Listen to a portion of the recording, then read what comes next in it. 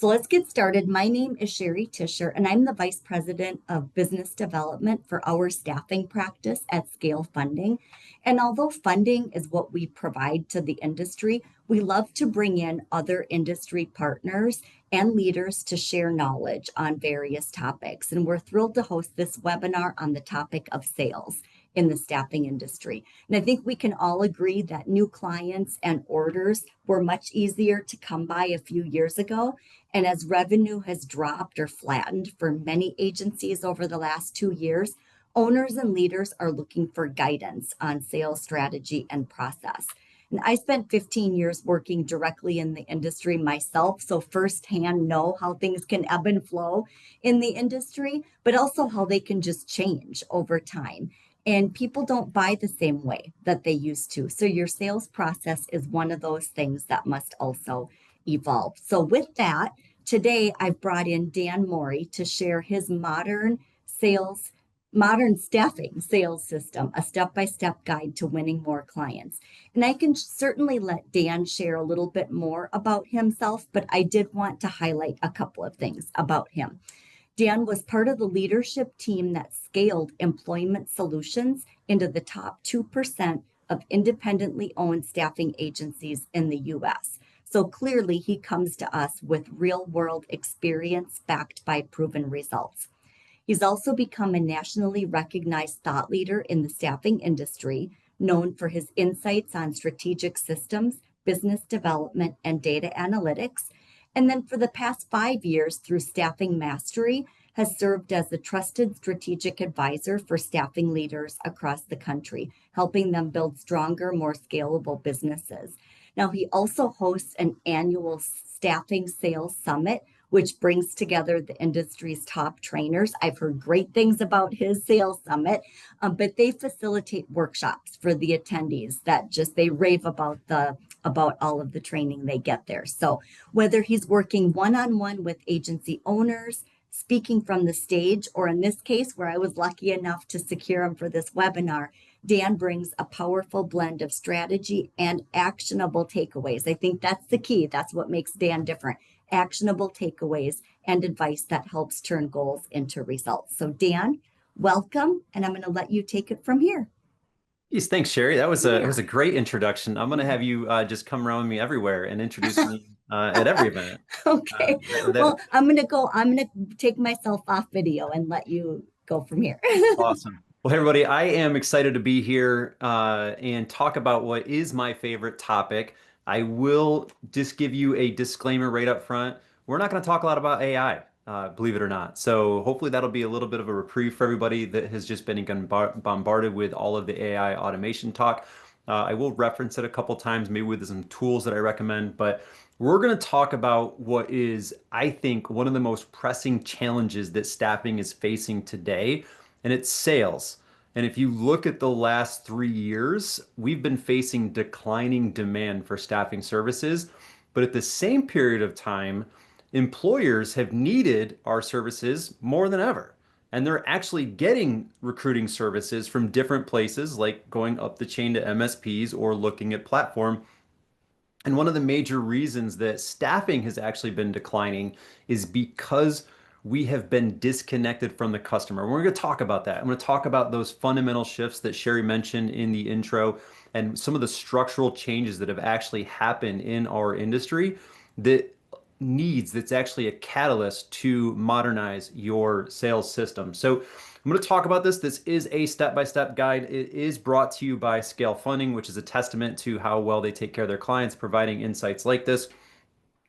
Let me actually get my screen going again. Oh man, it jumped right to the end. So this is what we're going to cover today. First, there's some prerequisites. With any system, you need a foundation. There are some things that you are going to have to do before you can effectively deploy this. I highly recommend that you do not skip this. I'm going to cover what they are as detailed as I can for today's session, but it is not the core focus. But I'm going to share with you what the foundational pieces are, and I do have some additional information that will help guide you. If you're interested, just let me know. We're also going to talk about why the traditional method no longer works. Okay, we're going to talk about what's broken with it and why you can't just keep doing it. I'm going to talk about what's changed and created this modern staffing sales system and what the specific components are that you need to add to some of those traditional methods. And then I'm going to speak very specifically, step by step, how to deploy it and talk about why it works. Okay. This is effective. These are systems. There are some staffing agencies out there that are using this massively that are outpacing the industry with sales. This works. Then I'm going to talk about what to measure. If you are going to have a system and get the most out of it, you need to measure the results so you know what's working, what's not, and where to refine because we are still in this evolutionary period in our industry. At the end, we will have a little bit of time for questions and discussion. However, if you have questions that come up during this session, just put them in Q&A. I've got it tracking on my screen over here. I'm gonna keep an eye on it and I will do my best to answer those in real time. So with that, I know Sherry did a great job covering this about me. I do run a sales summit. If sales is your game, check it out. It is, in my opinion, and I'm biased, but it's the best conference because it's dedicated exclusively to sales and actionable workshops. We've got the best trainers there. I publish Staffing Monthly, so if you like content like I share today, go subscribe to that. Also, if you like data and analytics and you want to have AI powered analysis to tell you how to hit your goals, go check out Staffing Dashboard. And you can see my staffing company there, which is that independent firm that Sherry mentioned. So, but enough about me. Let's get into why we're here. So, the prerequisites. These are the things that you need to do. These 5 things need to be put in order to get the most out of any sales system, but especially the modern sales system. And here's what they are. These are the 5 things. First and foremost, you need a clear, ideal client profile. Okay. Now, I talk to hundreds, if not thousands, of staffing agencies these days. And I will tell you the most common thing that I hear is that the last time that a staffing agency actually really defined their ideal client was when they opened up shop. And they said, we service warehouses, or we service hospitals, or we service IT companies or people that need IT developers, right? And they just said that's what we service. Our market has shifted. You need to revise this, and it has to be more detailed and nuanced than just we are in light industrial or we are clerical staffing or professional staffing. You can no longer just get away with that generic kind of heading. You need to clearly define their demographics, the focusing on the pain points that they might actually be experiencing as it relates to staffing challenges, and more importantly, the desired outcomes. What are they looking to achieve? So you need to have this very clearly outlined. The best place to look at this, in my opinion, is the clients that you're currently working with. Which companies are you best equipped to service? You know who they are. You know the ones that you give the best results to, and you know the ones that you don't. Focus on the ones that you're the most successful with, you got good margins with, and the best relationships. And that's a good starting point to see and go ask them. Say, hey, what are the challenges that short staffing causes for you? And what are those outcomes that you are looking to get or that you're happy that we're providing for you? And that's a good starting point. Once you do that, then you have to clearly define your unique value proposition, your UVP. This is something that our industry has been woefully bad at. In fact, that's really why our industry has been relegated to competing on price. We've been hyper commoditized because the buyers can't really tell the difference from one agency to another because we always say things like our value is providing white glove service or excellent customer service, or we've got the best access to talent, or all the recruiting tools, or we're independently owned, so we care about our clients, or we're a big enterprise company, so we've got the resources. It's all generic platitudes. That no longer cuts it. Our buyers are more sophisticated than they've ever been. So you need to have a clearly defined, unique value proposition. It has to be unique to you, and I don't mean you're the only one that has to be doing this thing, but you have to, share it in a way that identifies that you perform this service, right? This way, and it has to be valuable to your client. So it has to connect to those pain points that you've identified in your ICP and their desired outcome. So you have to take the time to do this. And again, I have a worksheet that I'll show you how to get at the end of this that will tell you exactly how to build all of this out. It's a project. It's work. Um, then step 3 of this is you have to connect the ICP to the UVP. Okay. This is where a lot of companies fall down. They might know what they do that's really well, that's valuable to their clients. They might know the pain points, But what they don't do is they don't teach their team how to connect those dots. And they certainly don't teach their sales team how to help the client connect those dots. Just as a quick example of what I mean by that is, and I'll do a healthcare example. Uh, if you're selling to healthcare, you generally have the providers and then you have the administration that kind of sit above the providers and they look at the organization differently, right? You might have a staffing challenge of no MAs, right? Or a shortage of MAs or maybe a shortage of nurses. And if you don't have the MAs or you don't have the nurses to do a lot of the work, then the actual providers can't see the volume of patients that the organization needs them to see, right? Or patient care starts to diminish. At the provider level, this looks like a staffing issue, right? At the administration level, it looks like an efficiency issue. The administration typically is in charge of the buying of solutions or services. So if you approach them and you say, hey, do you have a staffing challenge? Like, no, we're good. We don't have a staffing challenge. We've got an efficiency challenge. And they might think that they need to get a new tool, a new technology, something to make their providers more efficient. And it could be the wrong solution for their problem. You need to show them, you need to say, hey, actually, are you noticing these symptoms? Are you noticing these things, these decrease in efficiencies, or maybe your Press Ganey scores are declining? It's most likely related to a staffing issue somewhere in the organization. You need to show how to connect the dots and then talk about how your service can solve those problems and then deliver the outcome that they want, whether it's increased Press Ganey scores, more better client rating reviews or better client service, whatever that might be. You have to connect those dots. Really, really important because this is going to permeate all of your marketing message, all your sales messaging, and even how your recruiters and account managers talk to your clients. Once you do these three things, then you have to get really focused on what good business is. You have to set the standard for your organization and define what good business is for you and what it's not. And then you have to say, we're only going to say yes to good business and we're going to say no to everything else. We're going to stop wasting resources, wasting time, spinning our wheels, banging our head against the wall, trying to fill bad business, right? And when I say good business, this is things like what roles are you best equipped to serve? What margins are good? What pay rates are good? What bill rates are good? All of those things, you have to define your good criteria. And again, I've got worksheets that I'll send to you on this. I just want to let you know that you have to do these 5 things. Once you get these 4 done, your ICP, UVP, and connect those, and then you define what your criteria for good is, and then you be disciplined to manage that standard, then you have to provide great service. Okay. And if you do all 4 of those things, you're going to be better positioned to provide great service. And I don't mean just customer service.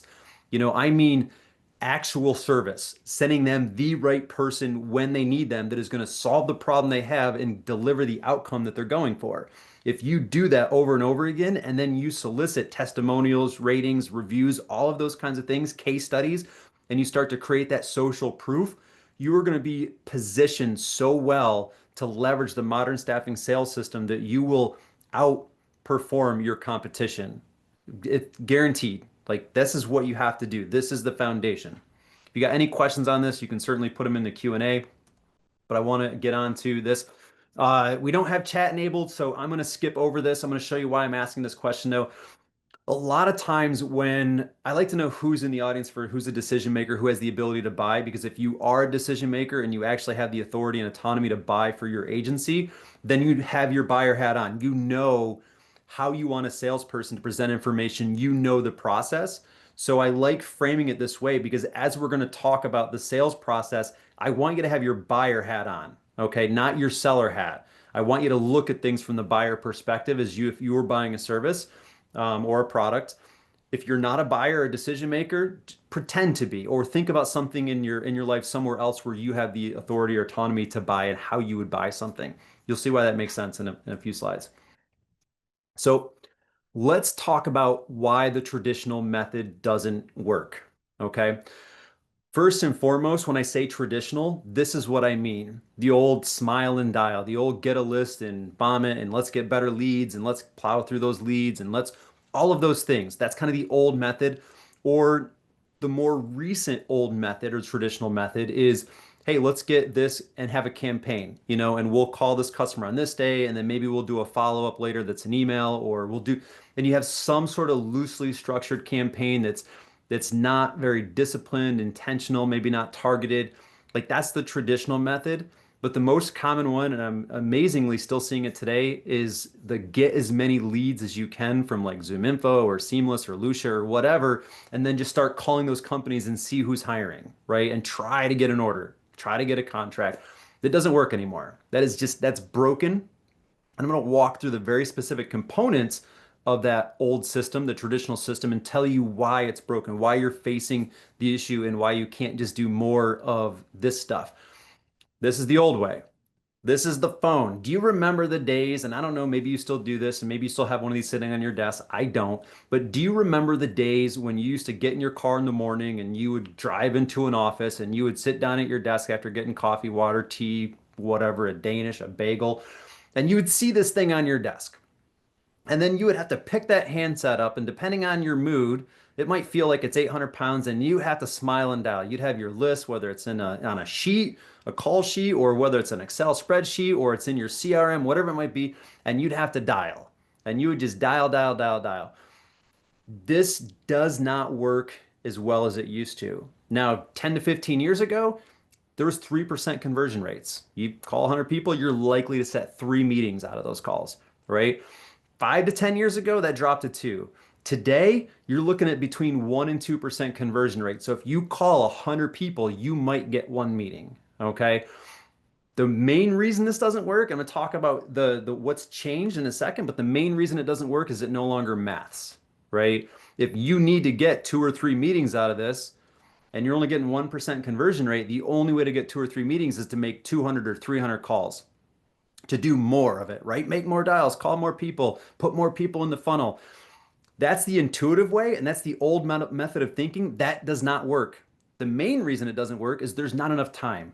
You cannot just say, hey, make more calls and expect people to make all those calls and then have to manage all the other stuff that salespeople have to manage. It's just inefficient. It's ineffective. But one of the main reasons that this doesn't really work anymore, in addition to all those advanced, automated phone trees and all that stuff that they've had, is most people don't have the desk phone anymore. I don't. I've got my cell phone. I use it for literally everything. I've got apps on there that I communicate with. I've got soft phones for different businesses. It's all in my mobile device, right? So if you're not contacting someone on their mobile device, or you're kind of not mobile forward in this prospecting way, and you're still using the old desk phone, and you're calling someone's old desk phone, you're going to have the lowest conversion rate. So this is part of why the new way has to be mobile centric. You have to be calling people cell phones, sending text messages to their cell phones. The cell phone is mainstream.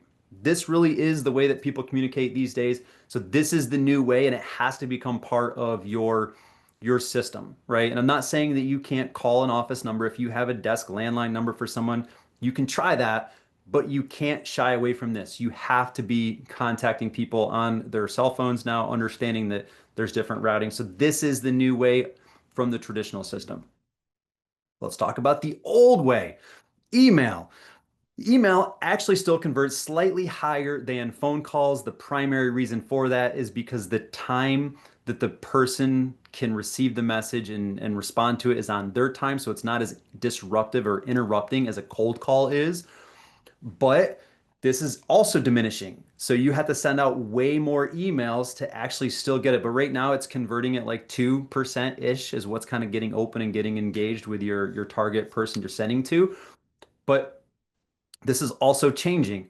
Right now, there is a major shift because there's so much noise in email. I don't know how many, like for me, it happens all the time. I probably get dozens and dozens of automated AI drafted emails just pinging my inbox every single day. So the noise in my inbox is incredibly loud, louder than it's ever been. I'm sure it's the same way for you, and it's the same way for your buyers. So what companies are doing is they're saying, hey, we can't compete with this noise. We've got important communication that has to go on internally, maybe direct with customers. So they're setting up this. This is the new way. They're setting up, their Google Meets, their Teams, their, Trello, Monday, Slack, all of these things. They're setting up all these different ways to communicate to get the messages that they need to get. And they're sort of relegating that inbox to be just junk mail. It's just the, hey, this is external people sending this. So people are checking their emails even less. And now with the advent of AI and all this stuff, it's like it's starting to turn more into a spam box. And then even further, all of the domains and ISPs are starting to change, kind of tighten their settings up because of this. It's harder to get your messaging through.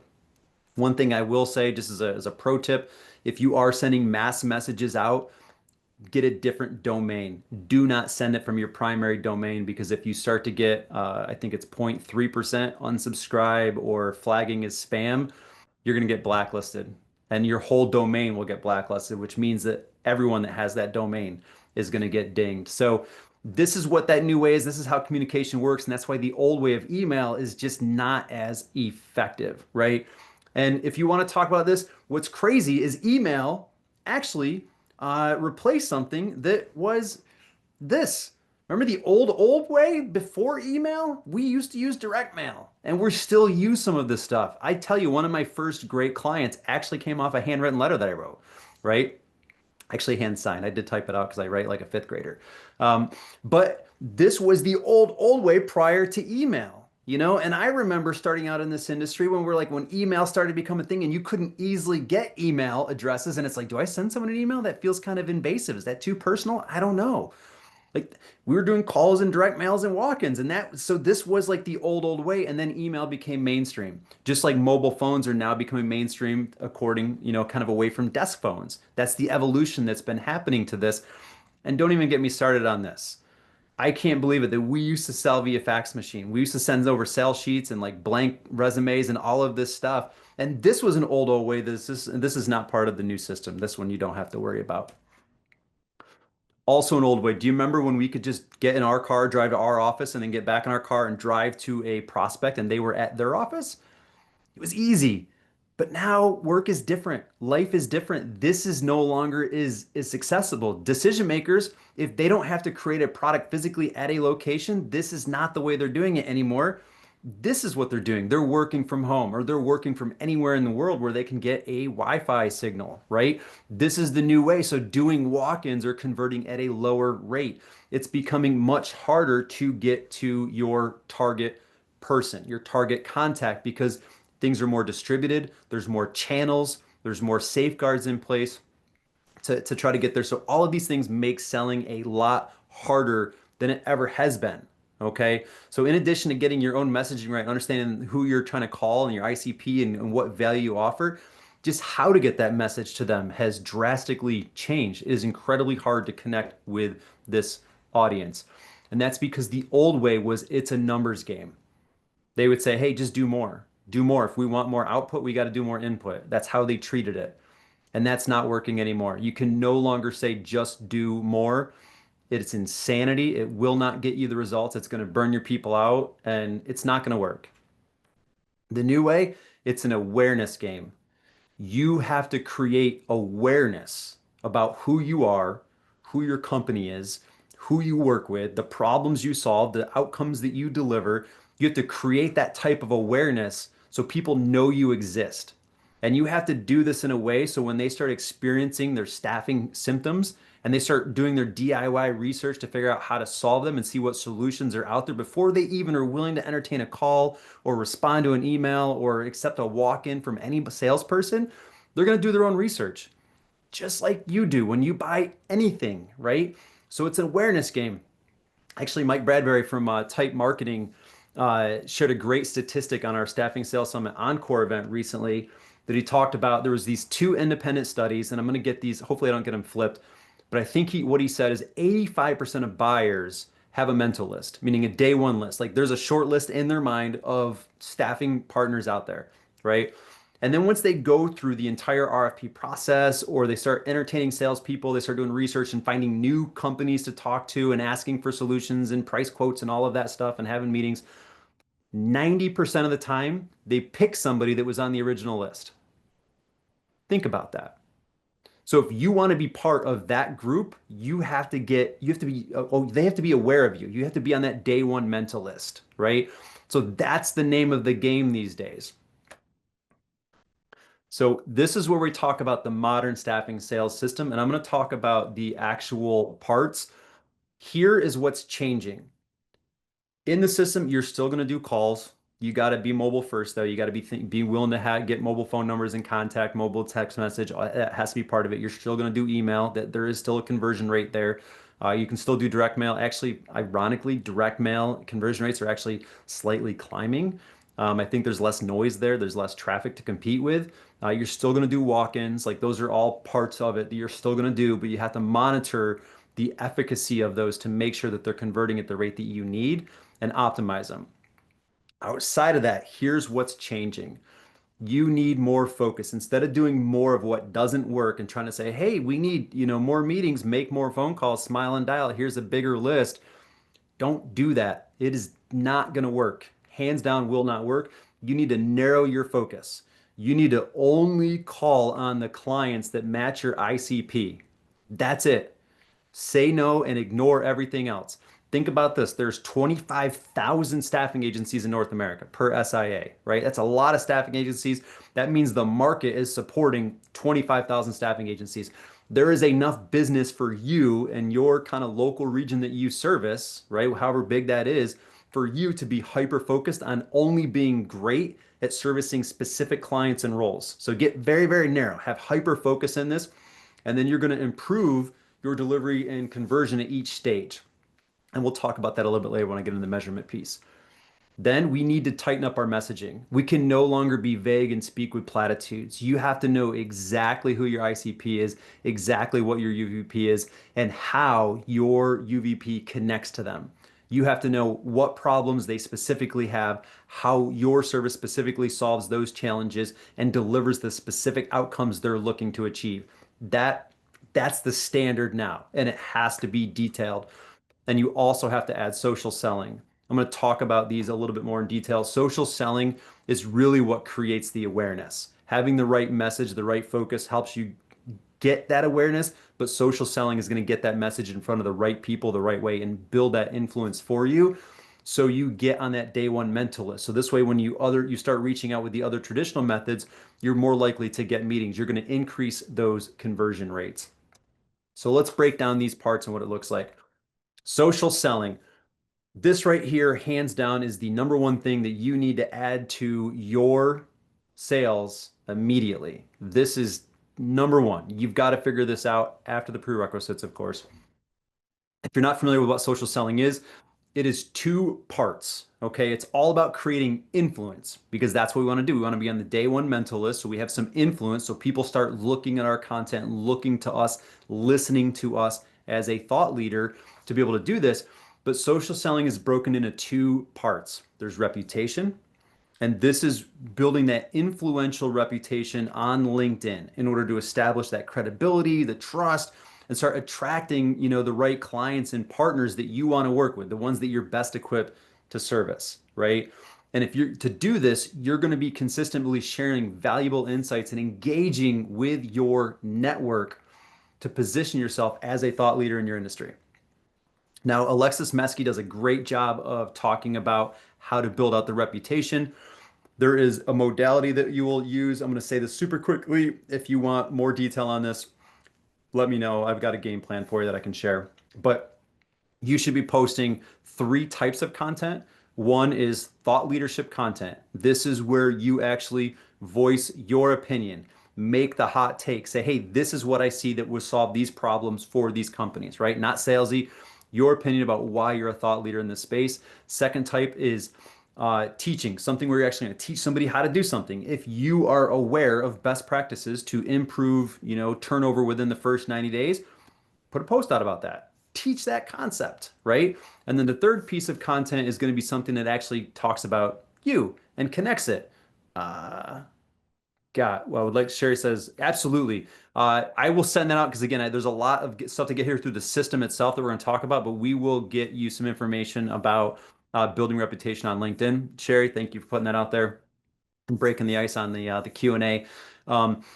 So you should put information about you out there. Connect with it. People buy from people they like, right? And if they don't know who you are and they don't know about you, they can't engage with you, right?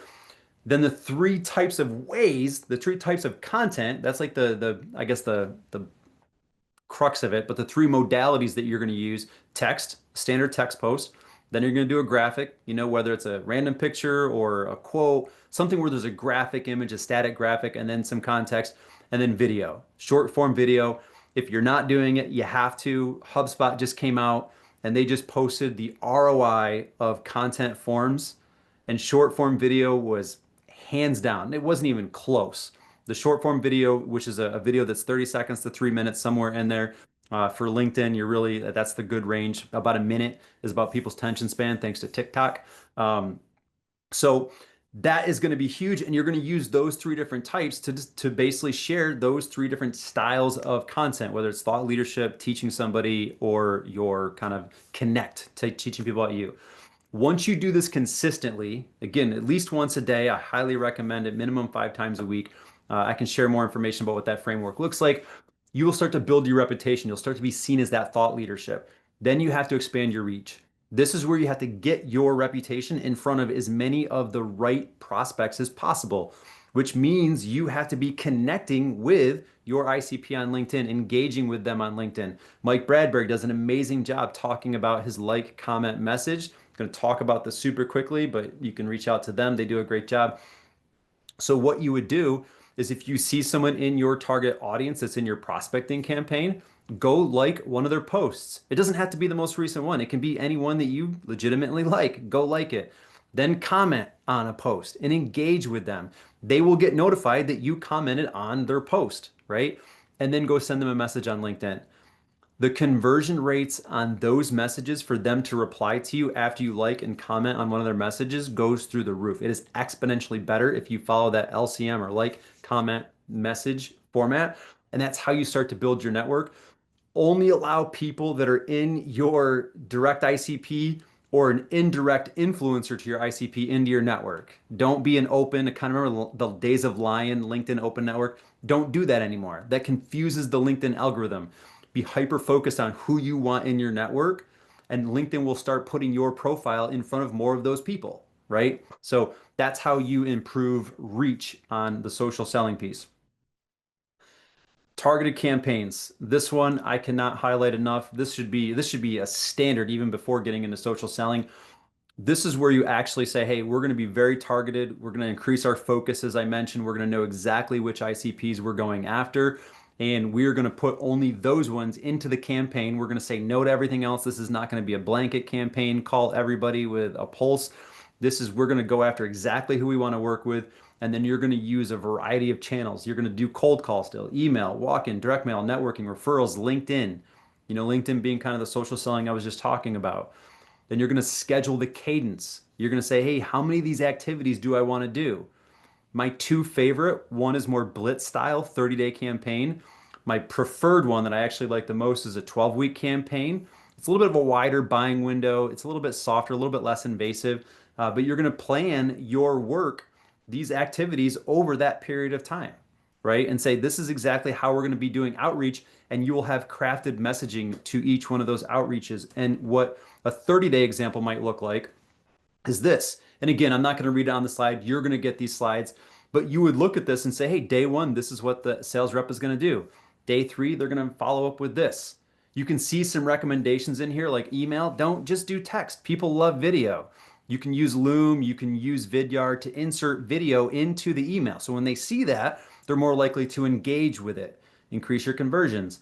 LinkedIn messages, some things you can see LinkedIn voice note on day 6. This is a big one.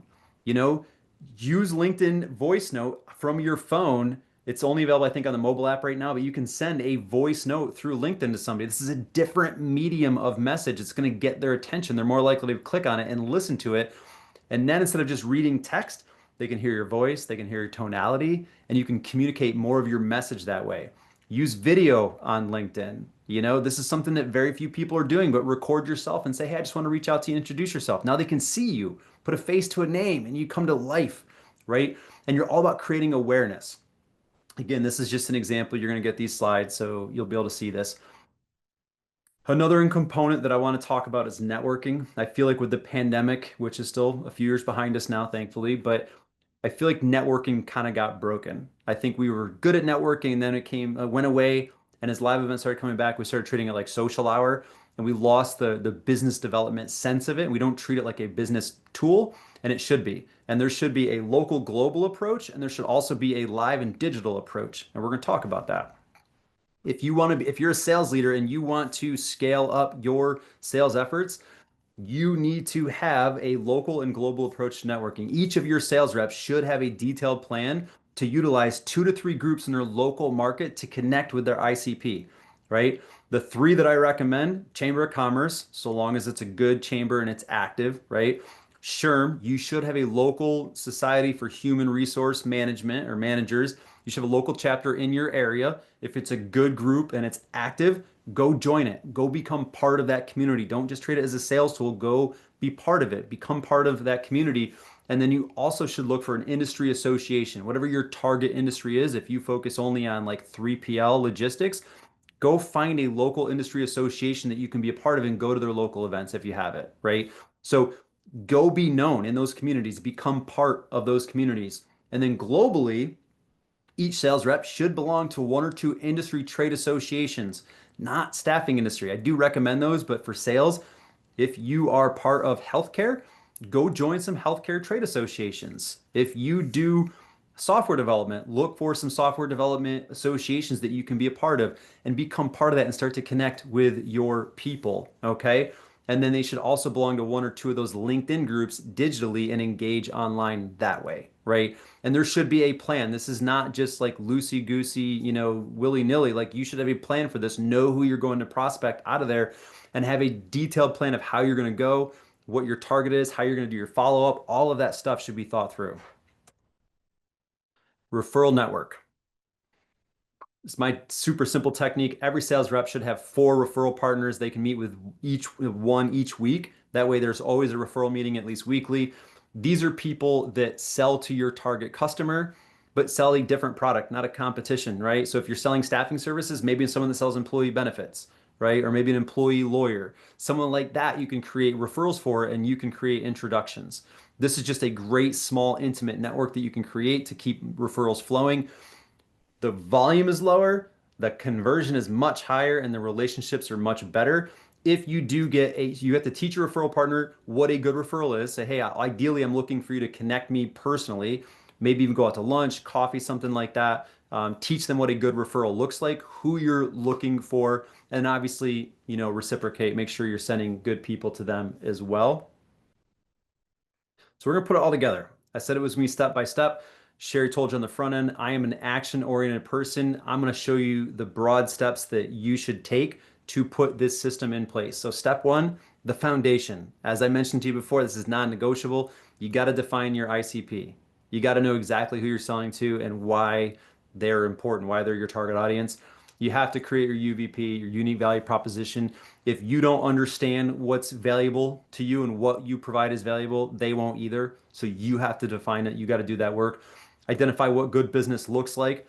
What I typically do is I go look at my existing book and I say, hey, what are my top 3 industries that I'm the best at servicing, meaning the best success rates, the best margins, the best relationships? What are they? And then under each one of those, what are my top 3 roles that I'm most successful at filling that have the best margin? I've got the best inventory for, right? That's what I'm looking at. And I create these 9 roles that's really what good is. And then I define all of those roles. Where are they located? What's the pay rates that's competitive? What are the bill rates, markups? All those things, I clearly define it. And then you train all of the salespeople so they know when they're talking to a prospect how to dig and vet, is it really a good client or not? And they can qualify it right there in the meeting so they stop bringing bad business in the door, which is a terrible return on resources. Then you want to verify your services quality. This is where you're going to get testimonials, ratings, case studies, everything that demonstrates effectiveness for your service. This is so important. We have fully moved into the era of ratings and reviews. I don't know if you're like me. I've literally gone to a place online, right, to look, say, hey, I think I need this product or service. I kind of know what I'm looking for. I go there, I'm ready to buy. I go look at the reviews. I see a couple negative reviews and I'm out of there. I'm done, right? But if I see a lot of positive reviews and I see that that's not spammy or it seemed like a bot, but if I see real people saying, hey, you know what, I bought this thing, this is the problem I was having, and it does this, it's amazing. If it's a review that solves my problem, I'm gonna buy this thing, right? People buy that way. You buy that way in your everyday life. The people that buy staffing services, they buy that way in their everyday life. They don't buy staffing services differently. So this is all the stuff that you need to have in place in order to start to get on that mental list, that day one mental list. Step two, key components. You're going to narrow your focus. Less is more. Less but better is what we're going to be doing here. Refine your prospecting campaigns to improve delivery and conversions at each stage. Make sure that your messaging is going out the exact way it needs to, that it's clear. It highlights and articulates the pain points of the ICP.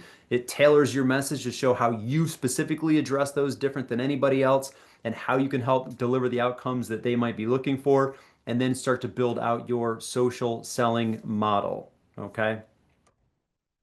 Step three, then you're going to create that targeted campaign. Once you actually have put all of the messaging in place, you got everything mapped out, then you're going to say, hey, we're going to target ICP only. That's it. Say no to everything else. Put the blinders on. Trust me on this one. It is so counterintuitive to do this because everyone is afraid. They're like, I need more business. I need more business. They want to cast a wider net. That is the wrong move right now. Everybody is doing that, which is going to make you look like everybody else. You do not want to go wide. You want to go deep here. And that's how you focus only on your ICPs, right? Then you're going to tailor those channels into cadences. You're going to, say, hey, this is what our cold calls are going to be like. This is what the email is going to look like. This is how we're going to weave in the LinkedIn messages, direct mail, all of this. And you're going to really want to try to make it to be where your ICP is the most active. And then you're going to plan that cadence. Are we going to do 30 days? Are we going to do 12 weeks? What are you going to do that's the right cadence that you can actually manage and be consistent with, right? That's the superpower for this here. And you want to make sure that you're delivering custom tailored messaging throughout this entire piece. One tool I will recommend here, I endorse this because it's a tool that I actually use. I don't get anything for it. Sourcewell is amazing at managing multi-targeted campaigns, multi-channel targeted campaigns. Step four, you are going to build out your networking and your referral programs. Build this right out. Show the playbook to your salespeople. This is how you're going to actually start to put these pieces together. Just to show you this, and again, you're going to get these slides. There is a potential sales development rep or SDR. This is what their week might look like. And you can see there's some white space in there. We really want people getting 6 to 8 meetings a week. Really, that's kind of the target of this. So there's some white space in there. Obviously, you can move stuff around into that white space if you got to, schedule a sales meeting over it. But you can see that every day starts with reviewing your plan and doing your follow-ups, right? Like that's how every day should start. And then you should get into social selling before you get into your email. I highly recommend that. You don't want the distractions. You want to be disciplined. That's how important social selling is. And every week ends with planning the next week, looking ahead, saying, do I have the right plan in place to be successful next week? And doing your end of week report, sending the information up to your sales leader to make sure that you, the sales leader, is getting the data you need to make good decisions. So this is going to be something on your sales activity tracker, a KPI tracker, whatever you're using internally, right? So on that note, I'm going to talk about what to measure and report. So on the sales side, we have to measure the sales performance metrics. And if you're not familiar with this, what these are all of the behaviors in the prospecting cycle, the calls, the emails, the LinkedIn, the social selling, networking, all of that stuff, the activities, and then the conversion into the sales cycle. How many activities does it take to get a meeting? How many meetings does it take to get a proposal? Proposals to contracts, contracts to clients, right? So that's what the sales performance is, just to define that, to show you the formulas for this. If you're measuring this, however many activities it takes to get one meeting, that's your percentage, right? So if it takes 100 activities to get one meeting, you've got a 1% meeting conversion rate. Okay. And let's say over the course of a year, you do 10,000 activities, you're likely to get 100 meetings, right? And 10,000 activities is roughly 200 a week. Okay. And again, this is calls, emails, this is all of it. So that gives you an example of this. Next one is going to be your proposal conversion rate. How many meetings does it take to get a proposal out of the door, right? That's really the piece that you want to know. And again, not every meeting ends with a proposal. Sometimes you are going to disqualify the client and say, you know what, you're not a good fit for us. You do not meet our good criteria. I'm not going to send a proposal. Sometimes the client says you're not a good fit, right? That's how it works. Ideally, but you need to know how many meetings does it take to get a proposal out. So if you send out 70 proposals against 100 meetings, you've got a 70% proposal conversion rate. Now, the next one is contracts, right? How many of those proposals are coming back as a signed contract? In this example, if you get 70 proposals out and 35 come back with signed contracts, you've got a 50% conversion rate there, okay? Now, just because you get a contract doesn't mean it turns into a billing client. So you can't forget this last step. This is actually one of the most important. You then have to actually measure how many of those contracts turn into billing clients, because sometimes inexplicably you might get a contract that does not come in with an order. Sometimes you get a contract that comes with an order and you don't fill it.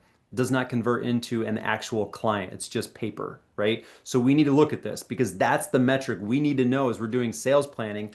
How many new clients does a salesperson have to generate every single year to hit your growth goals?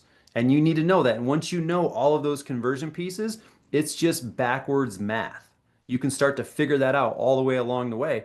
If you say, hey, our average client is worth $50,000 of gross margin, and we want our sales rep to generate $400,000 of new gross margin per year, I need 8 new clients, right? And you'd say, okay, well, that's probably going to be 10 to 12 new contracts, and that's going to be 24 proposals, and so on and so forth up the chain. And it will tell you exactly how many activities they have to do. So that's when you know you can actually plan the work. And if you know how to do this, then you're going to know, do I have enough resources to hit the goals that we have? Or do I not?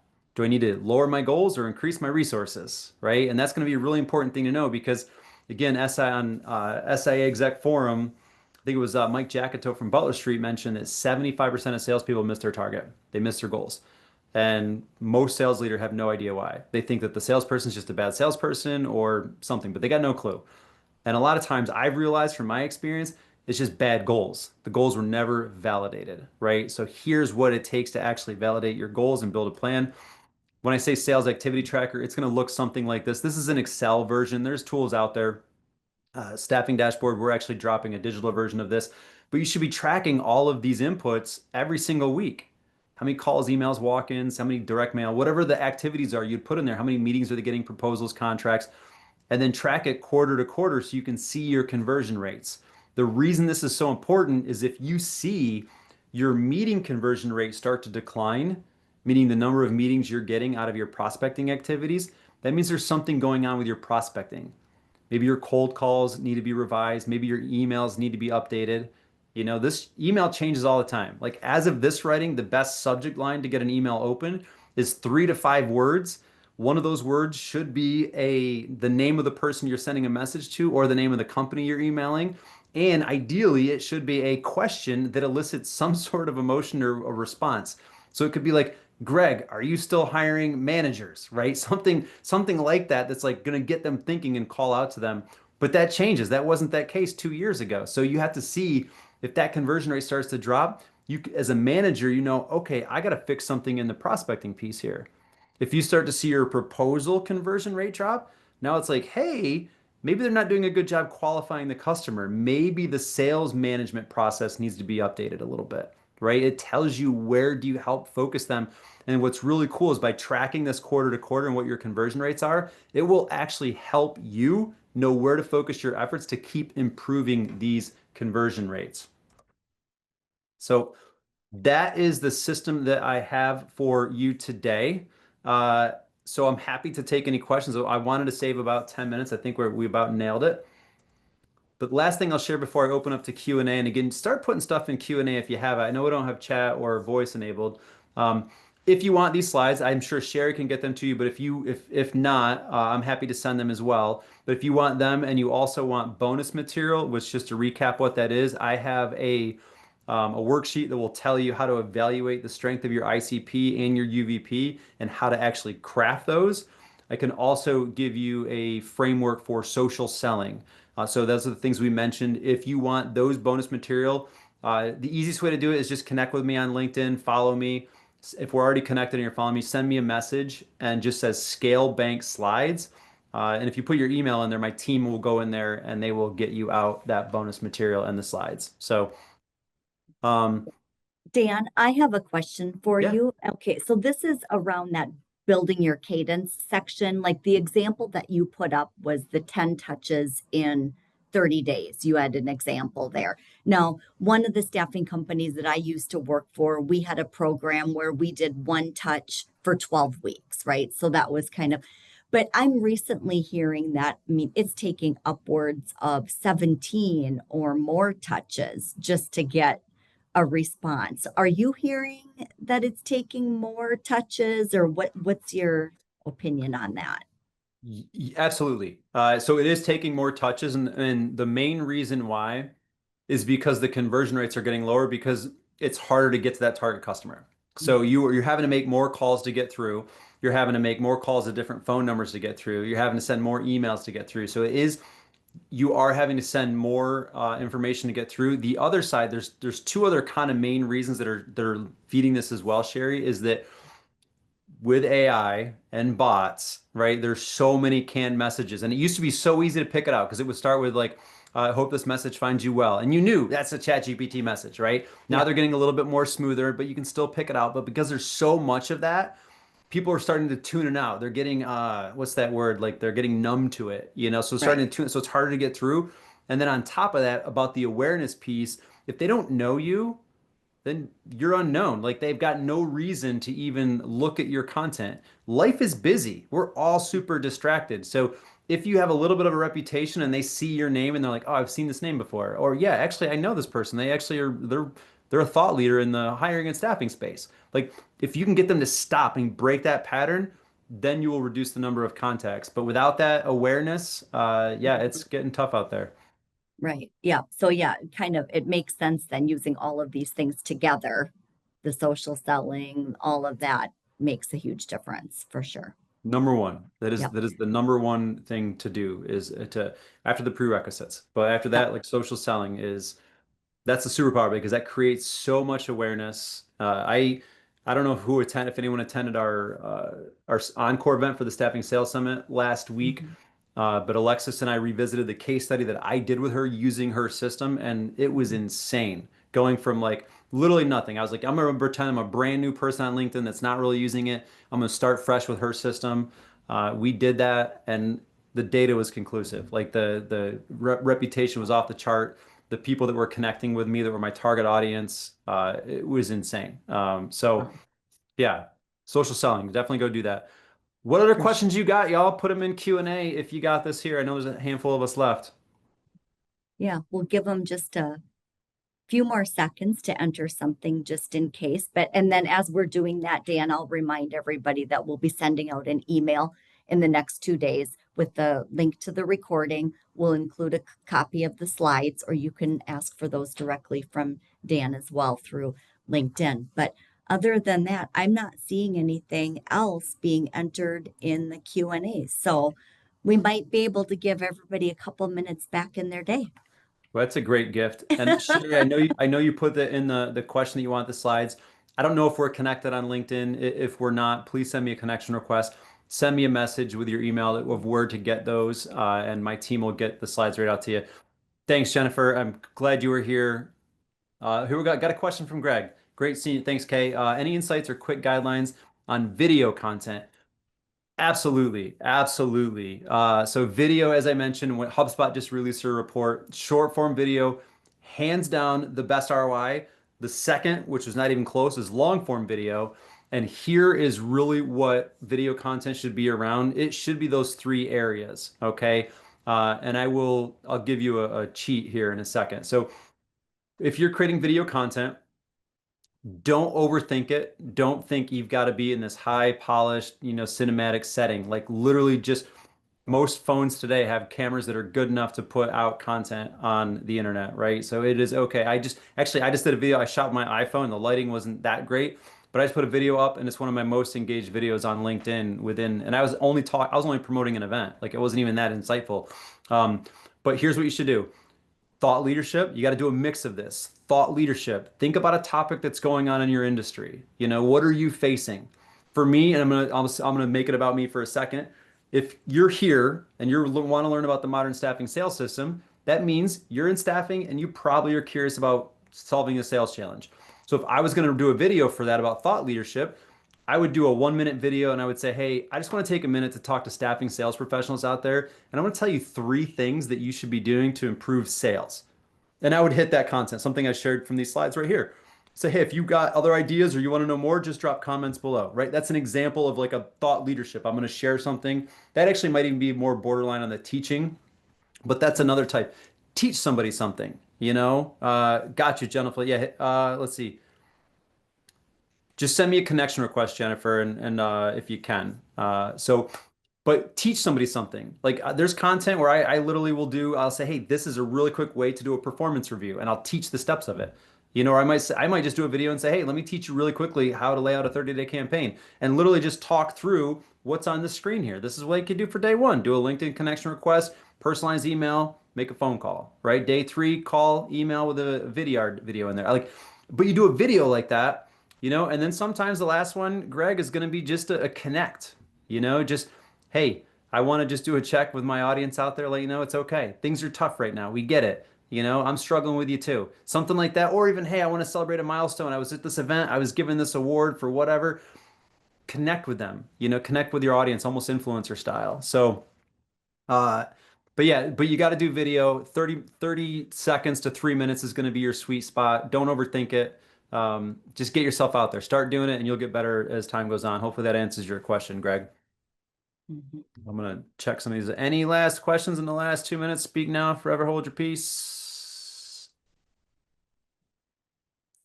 No, All I right. think we're Glad you good. like that, Greg. I think we're good.